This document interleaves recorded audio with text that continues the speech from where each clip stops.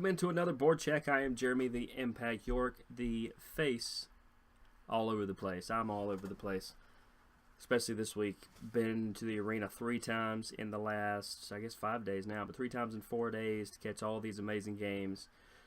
We're going to get right into Gladiators now. We're going to finish up in the third period with some Boston Bruins news. Right now we're going to start with the Atlanta Gladiators, and period number 2, get a special guest from the Gwinnett Daily Post, our favorite guest, Christine Troyke, is going to drop by, tell some fun stories about some of the players, some of the travel things, and just her overall take on the last few days, because it has definitely been pretty interesting if you're a Gladiators fan. Now, like I said, we're going to start with the Atlanta Gladiators, where on Saturday night they took on the Greenville Swamp Rabbits in the Infinite Energy Center that is in Duluth, Georgia, also known as Atlanta. We were able to pick up the victory 6-1 in that one, where the lone goal for the Swamp Rabbits were by Mr. Maselli. I think I know him, Maselli. I'm not sure he spells it that way. But the Atlanta Gladiators scored all 6 goals. They were different people. We had, let's count them with us, Neely, Frazee, Merv, Oh Captain, My Captain, Derek Nesbitt, Atkinson, and then Roy Rawlick, all with the big-time goals there. That's 6-1 on that one. Do we have... Nope, I know Matt Ginn played in that game, so Matt Ginn with the win. He actually played in all 3 games, and there's something crazy in my eye now. Now, not only do we pick up the victory 6-1, now we're going to talk more about these games in depth with Christine in period number 2. You guys are going to definitely enjoy that. A lot of fun talking to her. In the second game, this course would be Sunday. We also took on those same Greenville Swamp Rabbits, who have a killer logo, but for some reason forgot they're a really good team. I think they got outplayed, actually. But the Gladiators were able to pick up that victory 8-3. That's 8. We're going to count off the goals here as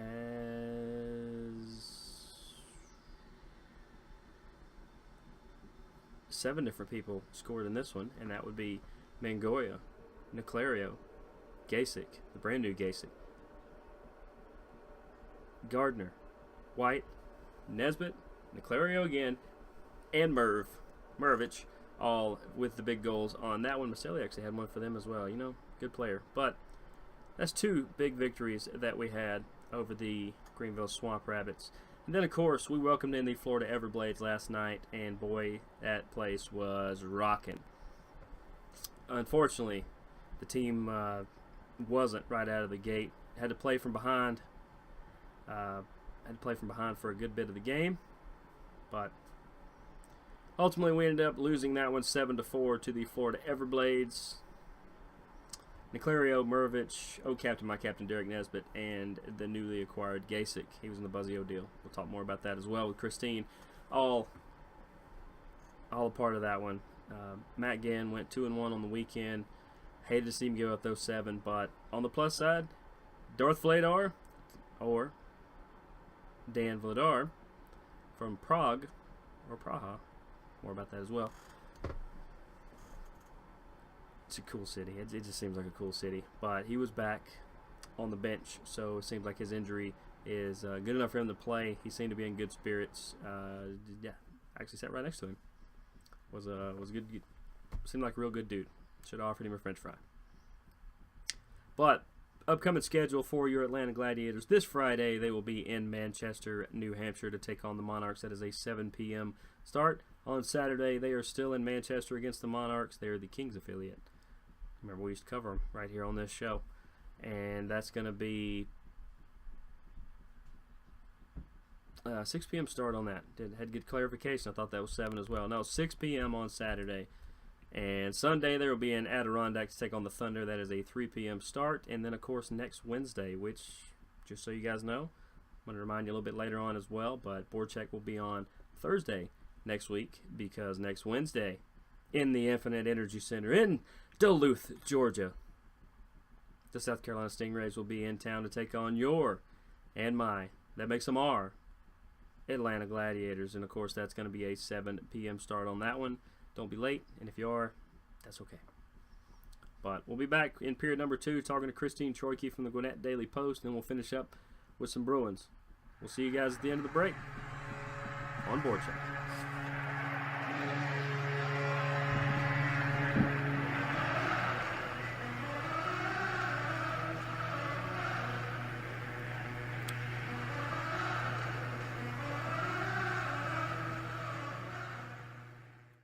And we are back for period number 2 right here on BoardCheck. I know we just talked some Atlanta Gladiators, but we're going to talk a lot more Atlanta Gladiators right now, because joining me from the Gwinnett Daily Post, she is Christine Troyke. She covers the Atlanta Gladiators like only she can. How you doing, Christine? I'm doing well. How are you doing? I'm doing pretty good. I'm still I have a little bit of car lag from all the trips to the arena in the last few days, but I wouldn't trade them for nothing. Well, plus free parking. You can't be mad about that. Absolutely. Let's see. Let's start right there with that. Let's talk about last night's game, because it's the freshest on both of our minds. I read your write-up on it as well. Seems like we're about on the same page.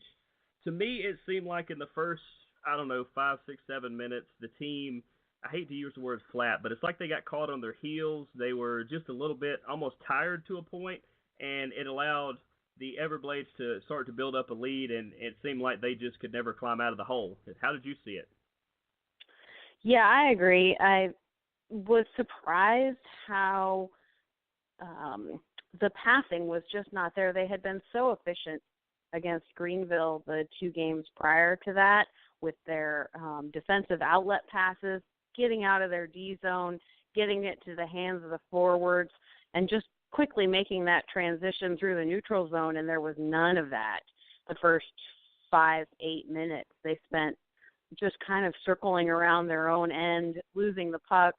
And it wasn't that Florida was getting so many chances, but if you spend that much time in your own end, eventually, especially a team like Florida, is going to score. And part of that, what led to their Florida's first goal was Matt Ginn lost his stick behind the net, and play just kept going on, and none of the other 5 could get it out of the zone. Eventually, Shiplow gave Ginn his stick, so he did have a stick, but they just kept failing to get the puck over the blue line, and eventually Rawlick came out and just iced it, because they really just needed Ginn to have his goal stick back. But then, because they iced it, the face-off is back in the Gladiator zone. Florida wins it and scores. Right.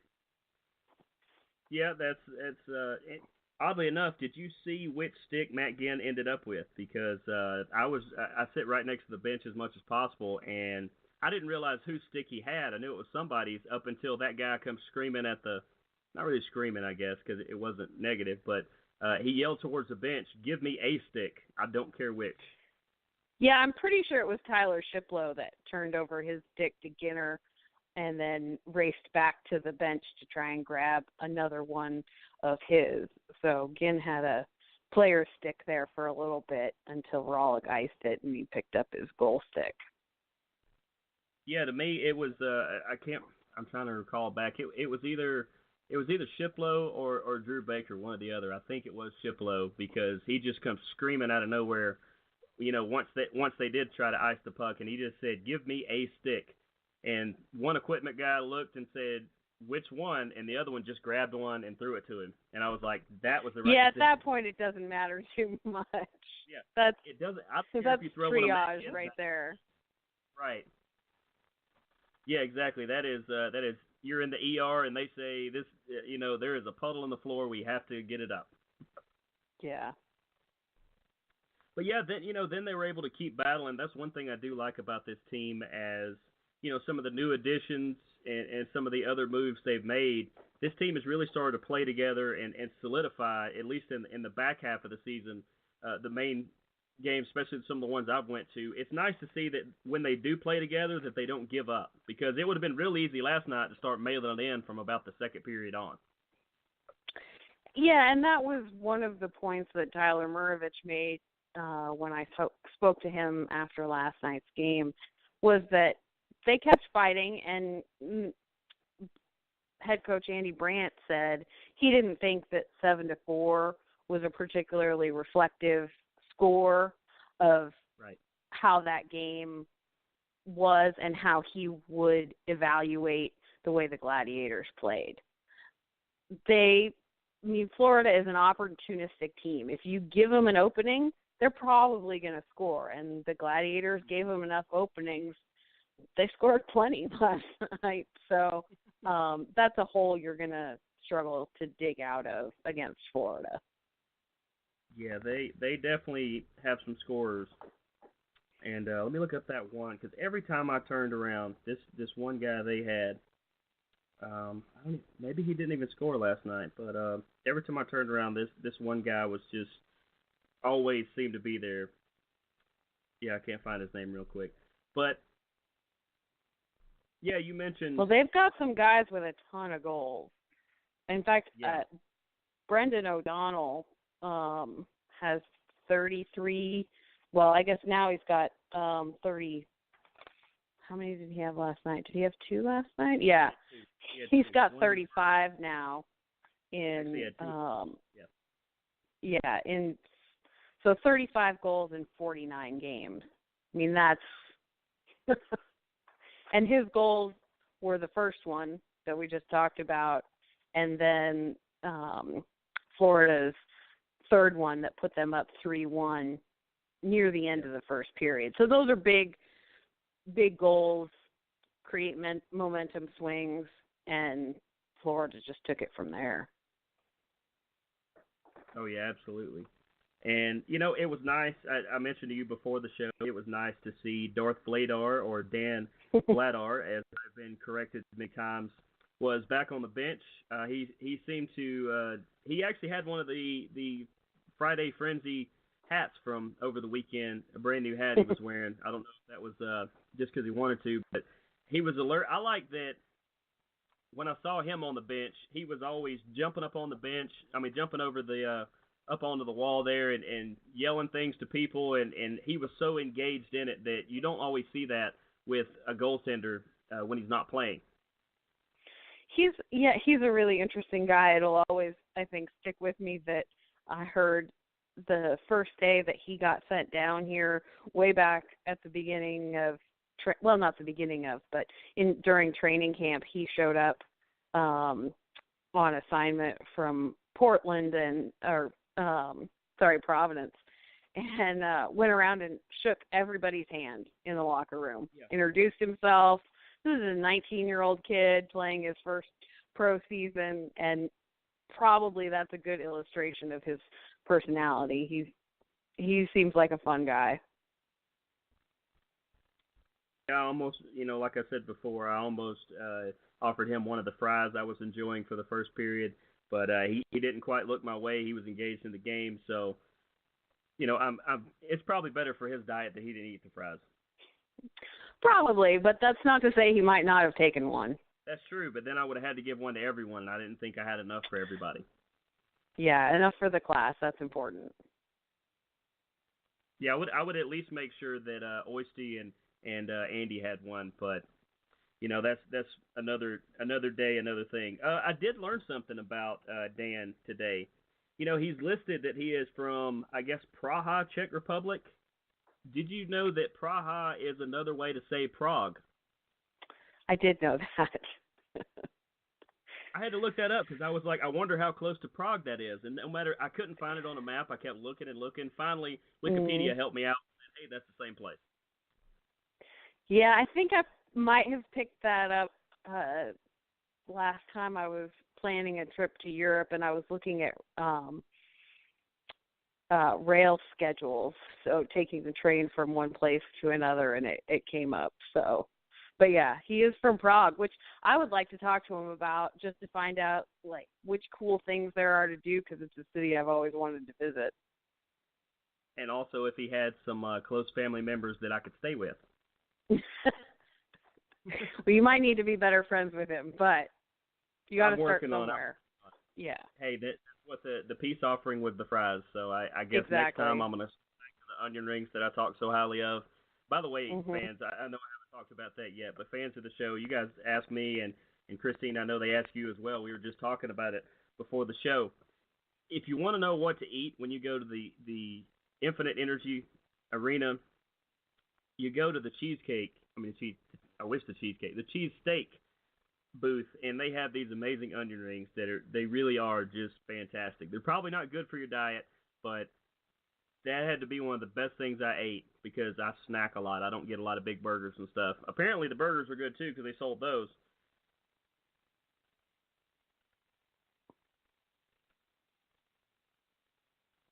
But enough food talk because even though I just ate before a show, which is something that rarely happens, now I'm getting hungry again. So I'm going to stop talking about food for a minute.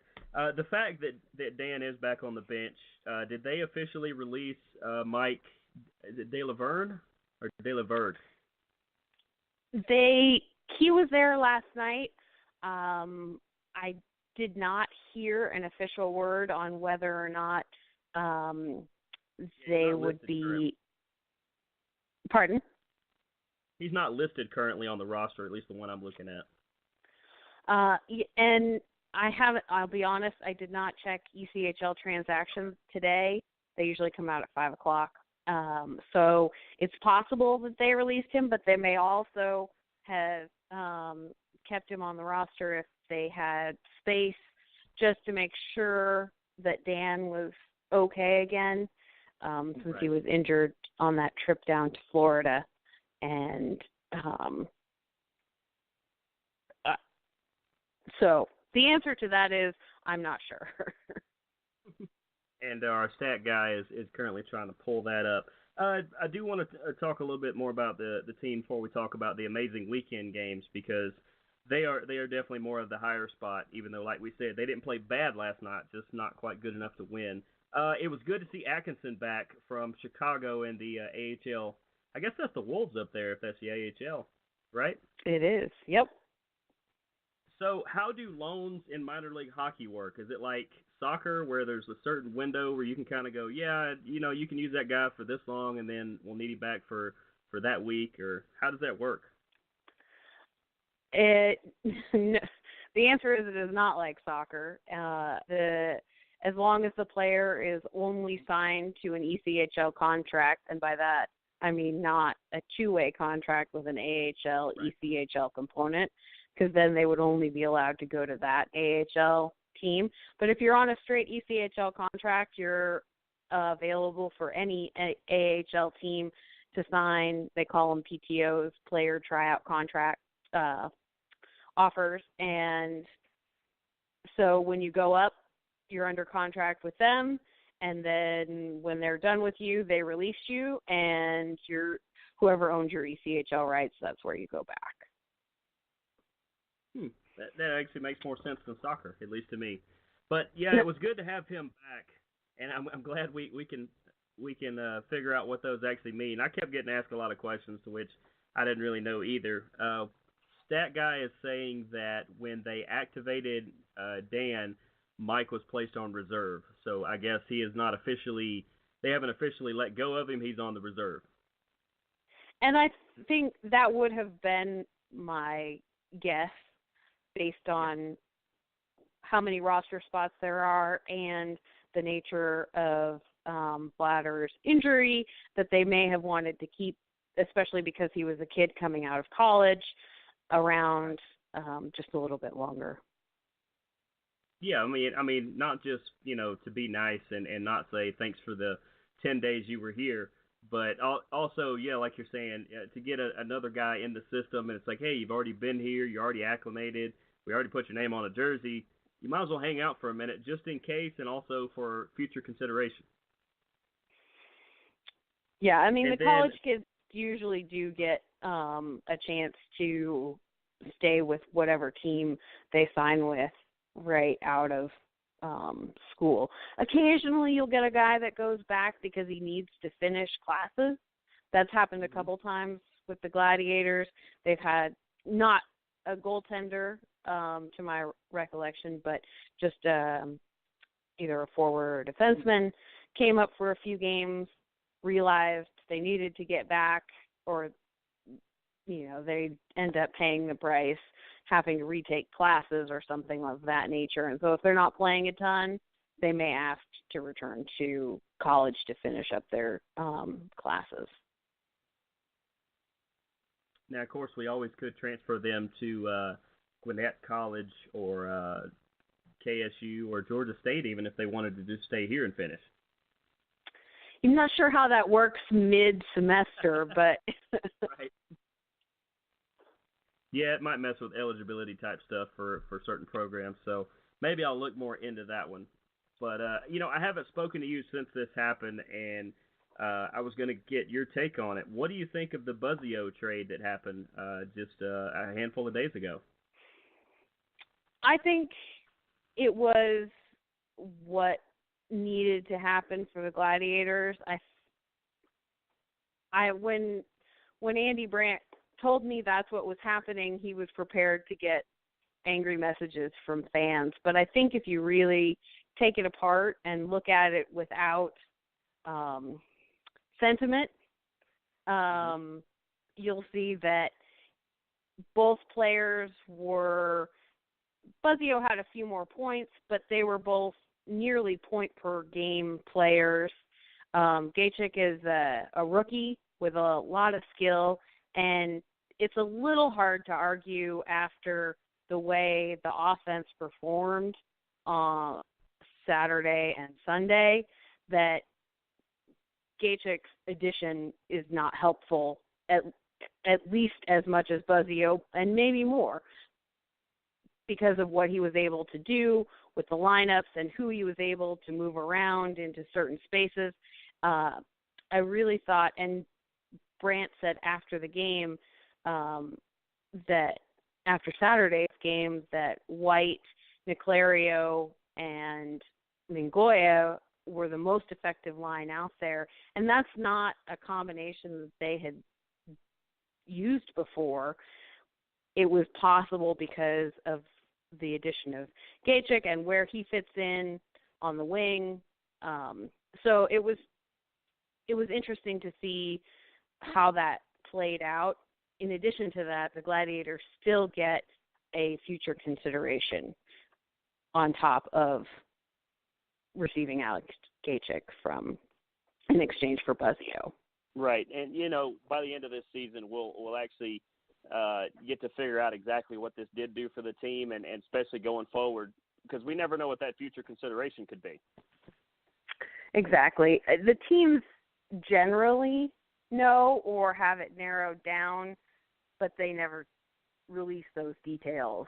So the two coaches will have sort of figured out. Sometimes it's just a pool of players, like it'll be one of these 5 guys or something like that. Sometimes they know at the time of the deal, they just don't say what it is, because obviously that guy is going to spend the rest of the season with his current team, so they don't want to make that public knowledge. And the other thing is that as talented as Buzzio is, I don't know if he was just trying to do too much. He turned the puck over an awful lot the last 6 or 8 games, home games that I watched here.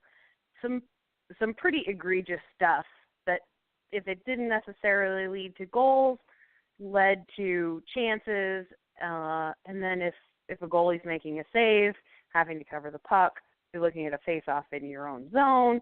Those don't always go your way. So on first glance, with limited information on return, I would say that this benefited the Gladiators, and hopefully this benefits Buzzio because he's gone to a playoff team, and maybe he's gone to a team where he doesn't feel like he needs to try and do so much, and he can maybe get into a little bit more of a flow and not end up trying to dance through the neutral zone and turn over the puck. Yeah, I could definitely see that, and maybe the change of scenery would help him in that fact. So, but I just wanted to get your take on that because it is kind of still the hot topic, even though it happened a little over a week ago, I believe. I know we talked about it a little bit on last week's show. The upcoming schedule for our Gladiators, this Friday and Saturday, they will be in snow-filled Manchester, New Hampshire, as they take on the Manchester Monarchs. Let's see, that would be 7 p.m. and 6 p.m. starts as far as those. Have you ever been to Manchester? I have not. New Hampshire is one of the states that I have not been to yet. So I would love to go up there, but there's not really a travel budget for mid-season ECHL games for newspapers these days. Just not a lot of call for that right now. Which is, there's really changed, not. I wish there was. Newspaper lives matter. We gotta bring that up more. But and then Sunday they finish up their road trip in Adirondack against the Thunder. 3 p.m. start on that, and then of course the next home game would be next Wednesday, which means for any of you guys listening, our next board check will actually be next Thursday because next Wednesday I still could be live on Facebook, but the official show won't be till Thursday. Wednesday they will be against the South Carolina Stingrays. I believe that's a 7 o'clock start. Yep. Yeah, all their weekday games except Fridays are. And, of course, you'll be at that game as well as I will be. You'll be holding down the fort up top. I will be holding down the fort down below. Sometimes I like to be a man of the people and sit down and get a feel of the crowd. Not to say I won't somehow get in the booth because it wouldn't be the first time. But I tend to let Trefty and the others and you guys do your thing, and I do my thing and try to keep the crowd fired up. Well, and make sure you bring fries for everyone. Yes, I need to do that. I may bring onion rings for everyone instead, even though that could be a little more expensive. But those are definitely good. Fitting an onion ring through the glass to the whoever's backing up for goaltending may not be as easy as a fry. There's not that much gap between those glass panes. Yeah, that's true. I mean, there's a decent sized one right next to the bench, but I won't describe it too much more because I don't want somebody to take my seat. But before we get into the playoff push, you were saying earlier that Coach Brandt had some parting words to the players about the trip to Manchester. What did he have to tell them about that? Well, they're on a rare road trip where they're flying rather than taking the bus, and so after Brando was done with his post-game remarks regarding the game itself against Florida, they gave instructions on making sure that the equipment bags were packed because the equipment and medical staff are actually taking all those bags. They're leaving at 3:30 a.m. This upcoming 3:30 a.m. on Thursday, and taking everything down to the airport ahead of the team. But as Brando was headed back to his office, he turned around and said, "Don't forget your IDs." So, because that is the one thing that you are not going to be able to talk your way out of once you get to the airport security. You pretty much need to have official government ID, or you won't be going to New Hampshire.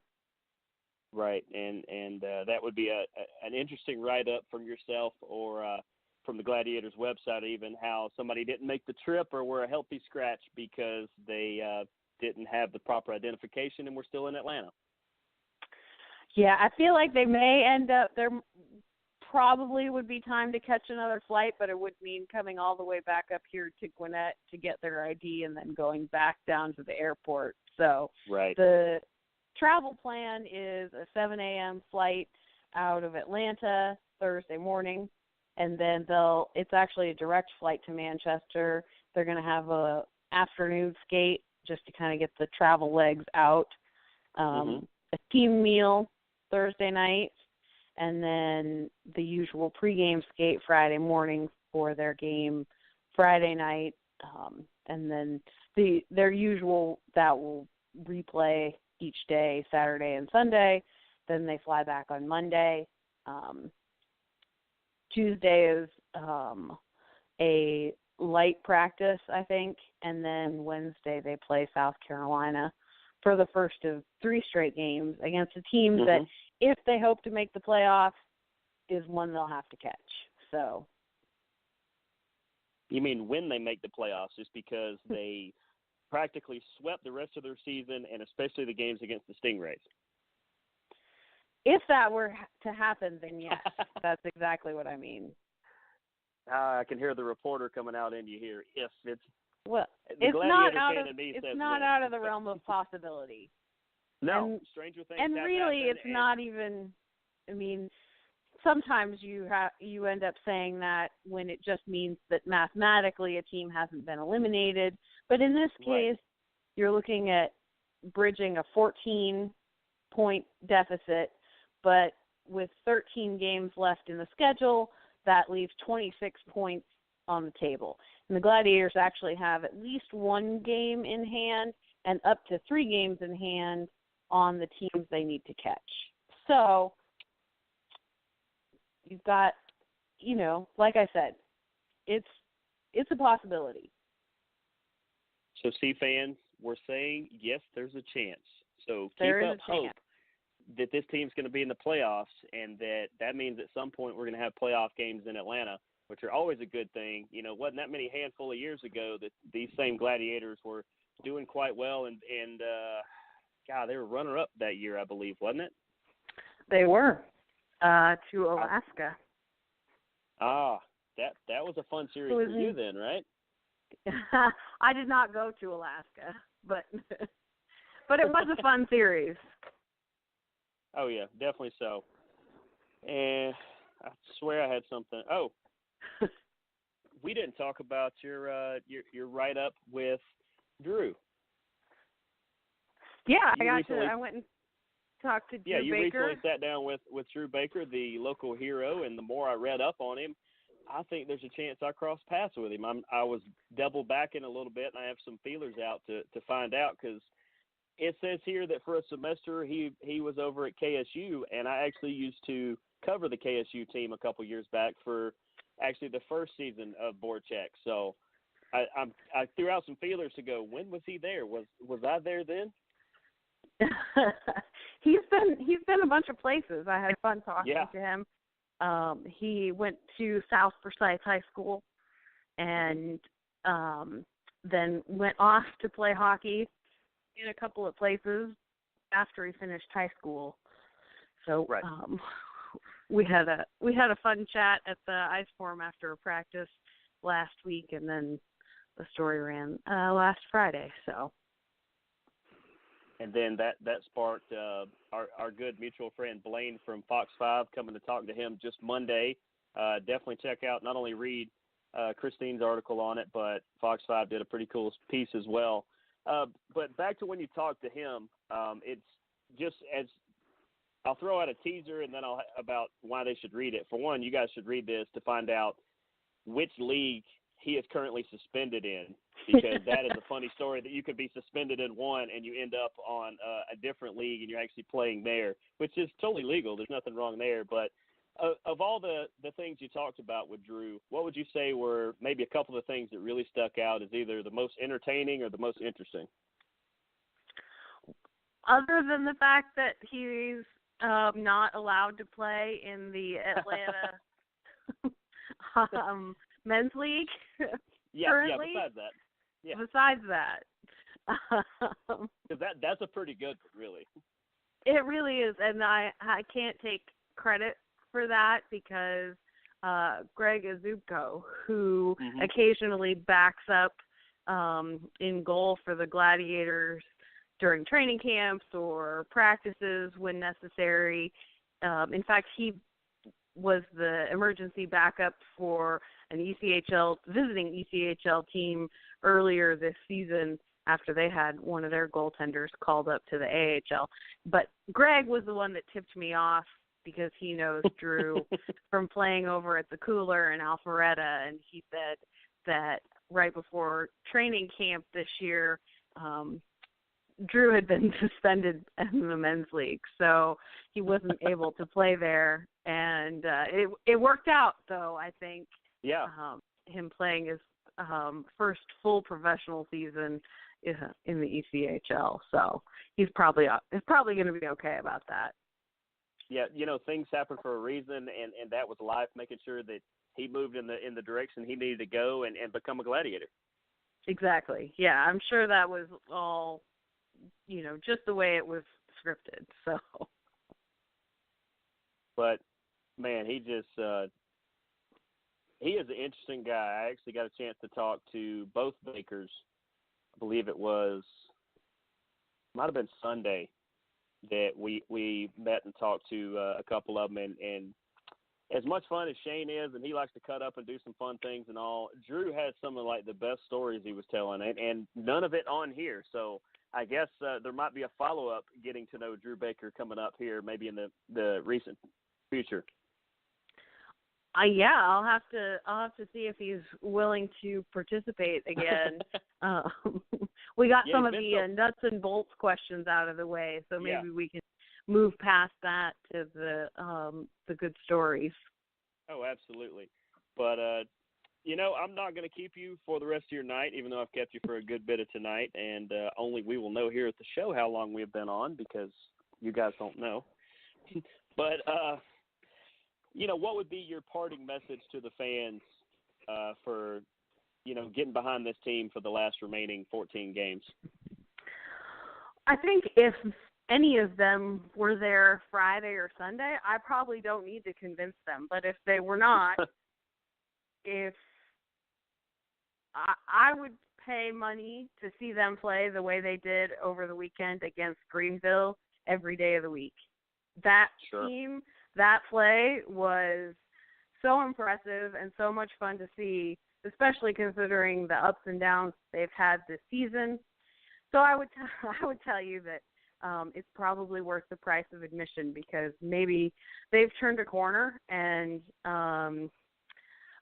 of course only time will tell, but I'd still take my chances on seeing that team show up again. Absolutely. Well, Christine, it's been great having you back on. Hopefully I'll run into you up at the arena. I am not hard to find. Like I said, I'm a man of the people. I like to get the crowd as involved and upbeat as I can, and I'm usually sitting right next to the backup goalie. So in case something really did happen, maybe I'm number 3 on the chart. Well, I think they're keeping the college guy, so it might be number 4, but that's still not bad in the grand scheme. I hope it doesn't get to that, but if it does, Coach, put me in. I'm ready to play. And I think they'd be willing if it came to that too. Yeah, probably so, because at that point, what would they have to lose? Exactly. If you're down to your 4th goalie in a weekend series, don't buy a lottery ticket. Yeah, exactly.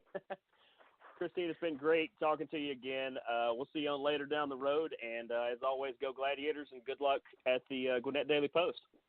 Thanks so much.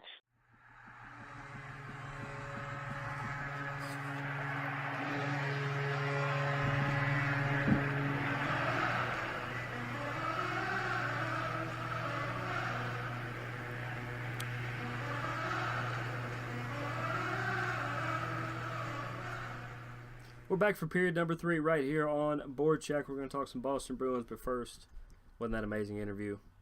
Absolutely fabulous. Anytime we can have Christine Troyke, she always brings it. Just like a much-needed line change, she just brings it. She's probably the first line, honestly. I mean, let's be honest. She's probably the first line. Now, hopefully this hadn't been an information overload, because I still want to talk some Boston Bruins. I want to talk about the games they just played, tell you a little bit about the upcoming schedule, and then there's some NHL stuff I want to hit, and some things that I was able to figure out, and I actually threw some of these out to you guys, the fans, while we were at the Gladiators games over the weekend and just last night. I posed some of these to you guys, see what you guys thought. So I'll kind of go with that as well. First, I want to tell you that last week, the Boston Bruins had the win versus Detroit. Those 2 points. 6-1, where Stafford Krejci had 2, Marchand had 2 as well, and Pasternak was able to put 1 in the back of the net. Tuukka Rask had 26 saves in the victory.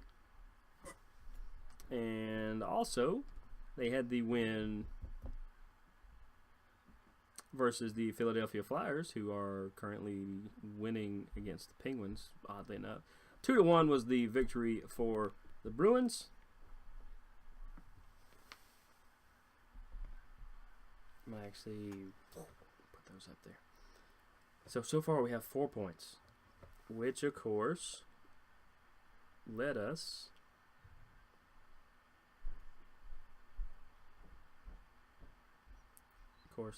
to the Ottawa game on Monday.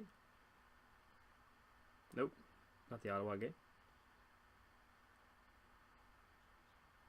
Was it the Ottawa game? No, the Vancouver game. Why do we have Ottawa down?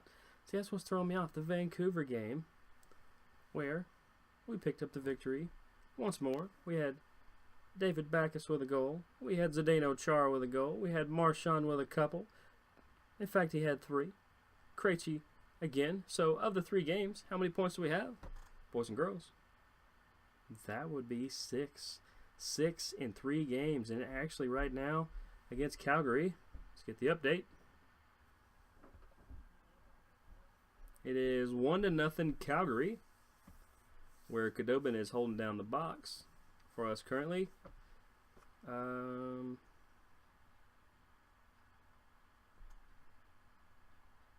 The goal was by Alex Tyson.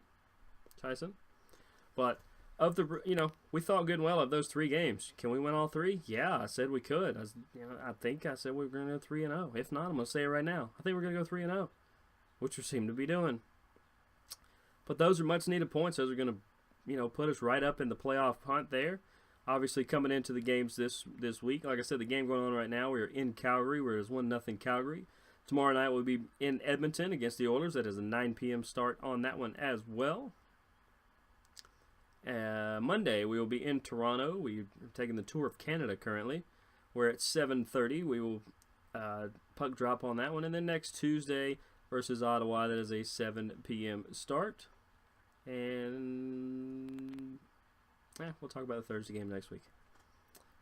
Now, Spooner is still in the concussion protocol, which is good and bad. It is good because he is getting closer and closer to being back on the ice. Bad because he's not on the ice yet, but good because we're doing this the right way, because his overall health and mental health, physical and mental health, is more important. Not just very important. Is more important than anything. But I keep hearing he's getting closer and closer. I think he's done some rough skates here and there, just on his own, non-contact, maybe away from the team even. But Spooner's going to be back soon enough, maybe for this playoff push, maybe for the playoff run. I do think we can make it to at least the second round before we start to really have to dig for it. So, never know. This could be the year. Again. Some NHL issues I want to get into real quick. The sliding Capitals that up until last night, Alex Ovechkin had not scored a goal in over 10 games. That is insane. That's just a crazy streak for him. He was able to net one. They're trying to turn everything back around. They still, to me, are the strongest team in the NHL right now. But if they go on these slides like this, I don't know. They're showing they could be beaten. Shattenkirk was suspended for a couple games for a hit he did just a couple nights ago. I thought this was a little interesting because most people thought, well, the Capitals were going to fall apart without Shattenkirk. They were already in the process of losing 7 or 8 games at that point. So Shattenkirk didn't help, but he didn't necessarily hurt. And the funny thing about the 2-game suspension that he gets, to me, is that a lot of people think when they added Shattenkirk that they did it, to get better.